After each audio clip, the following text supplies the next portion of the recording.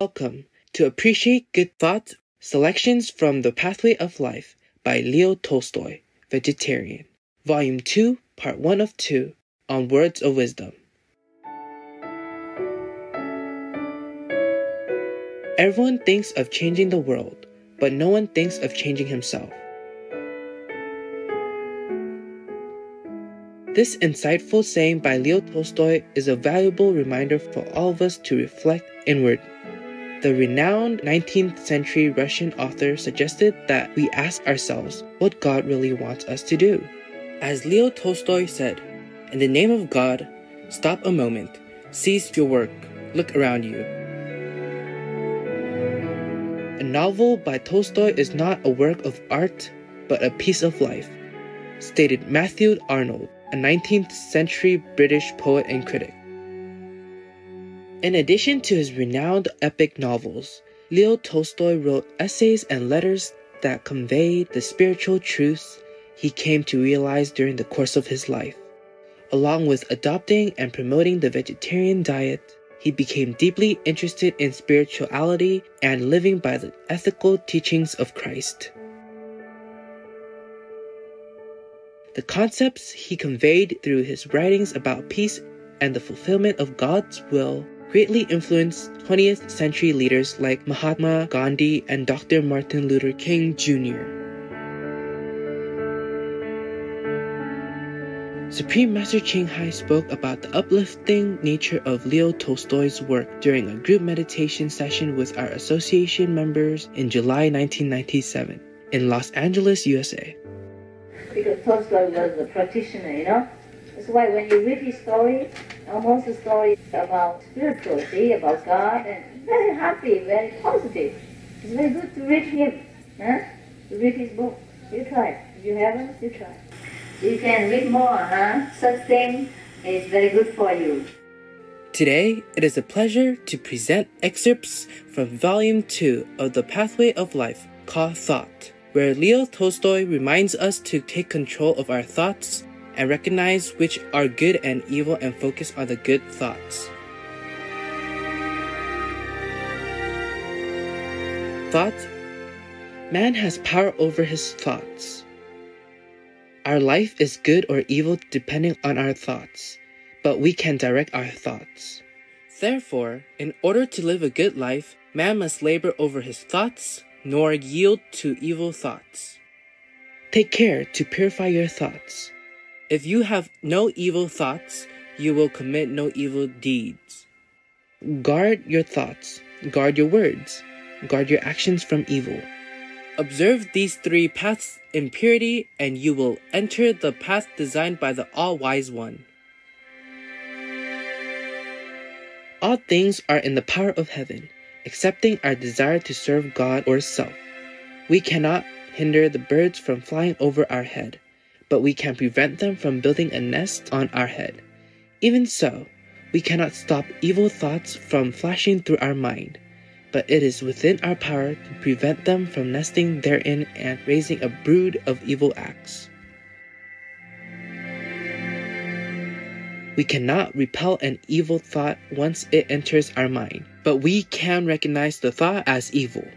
And if we know that it is evil, we can refuse to yield to it. The thought comes to us that this or that man is bad. I could not prevent this thought, but if I realize that it is evil, I can remember that it is wrong to judge people and that I am bad myself. And remembering all this, I can restrain myself from judging even in thought. If you would have benefit from your thoughts, try to think entirely independently of your feelings and your condition, without twisting your thoughts into justifying the feelings which you experience or the acts which you commit. Live the life of the Spirit in order to have strength to rule your thoughts. We frequently think that physical strength is the most important thing. We think so because our body willy-nilly always appreciates physical strength. But spiritual strength, the power of thought, appears so insignificant that we refuse to acknowledge it as strength. And yet true power capable of changing our life and the life of all men is in the strength of the Spirit alone. The spiritual directs the physical, not the physical the spiritual. Therefore, in order to change his condition, man must labor on himself in the domain of the spiritual, in the domain of thought. Our life improves or deteriorates in accordance with our consciousness of ourselves as spiritual or material creatures. If we are conscious of being a material creature, we weaken our true life. We strengthen and arouse passions, greed, conflicts, hatred, and fear of death. If we are conscious of being spiritual beings, we stimulate and elevate life, deliver it from passions, conflicts, and hatred. We release love. And the passage from the consciousness of being a material creature into that of a spiritual being is affected by an effort of thought. This is what Seneca wrote to a friend. You do well, friend Licinius, to endeavor with all your strength to maintain yourself in a good and kindly spirit. Every man can at all times attain the same disposition. In order to attain it, it is not necessary to lift up your hands to heaven and to beg the temple watchman to let you come closer to God so that he may hear you better. God is always close to you. He is within your own self. The Holy Spirit dwells in us, witness and guardian of what is good and what is evil. He acts towards us as we act towards him. If we guard him, he guards us also.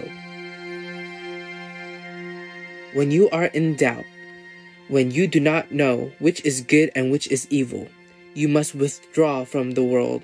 Only worry about the judgment of the world prevents you from seeing what is good and what is evil. Withdraw from the world, in other words, enter within yourself, and all doubt will vanish. The opportunity of communing in thought with the living and the dead is one of the choicest blessings of man. Young people frequently say, I do not wish to live as others think. I must think out things for myself. This is quite right. Your own thoughts are more valuable to you than anybody else's. But why give thought to that which has already been thought out? Take that which is ready and go further. In being able to benefit by the thoughts of others lies the strength of the human race. The efforts which deliver man from sins, errors, and superstitions have their inception in thoughts. One of the principal aids of man in this struggle is his ability to commune with the reasoning activity of the sages and saints who have gone before. Such communion with the thoughts of the saints and sages of old is prayer, that is, repetition of those words wherein these men express their relation to their soul, to other people, to the world, and to its beginning. It has been accepted since of old that prayer is necessary to man. With men of olden days, and still with the majority of men today, prayer is an appeal under certain conditions, in certain locations, accompanied by certain acts and words, addressed to God or to other divinities, and intended to appease them. Christian doctrine knows no such prayers. It teaches that prayer is needful not as an instrument of deliverance from worldly ills, nor as a means of securing worldly blessings, but as a means of strengthening man in good thoughts. True prayer is important and needful for the soul because in such prayer, being alone with God, our thought reaches the highest pinnacle attainable to it.